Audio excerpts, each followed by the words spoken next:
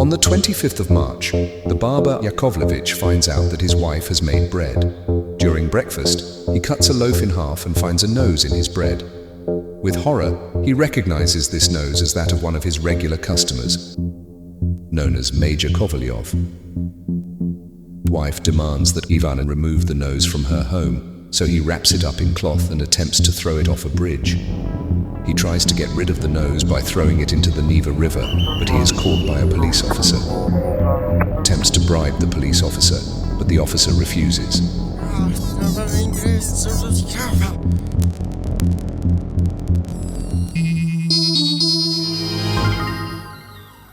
Major Kovalyov awakens to discover that his nose is missing.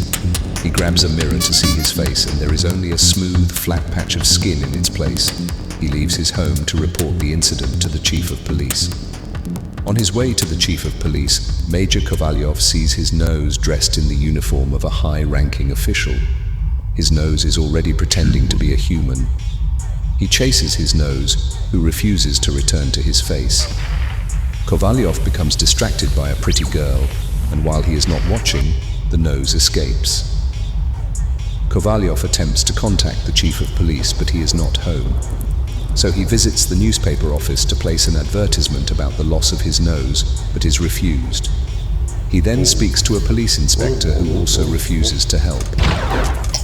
Finally, Kovalyov returns home. Kovalyov returns to his flat, where the police officer who caught Ivan returns the nose, which was apprehended at a coach station trying to flee the city.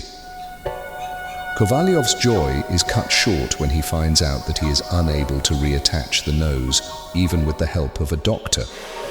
The next day, Kovalyov writes a letter to Madame Alexandra Grigorievna Podtochina, a woman who wants him to marry her daughter, and accuses her of stealing his nose. He believes that she has placed a curse on him for his fickleness toward her daughter.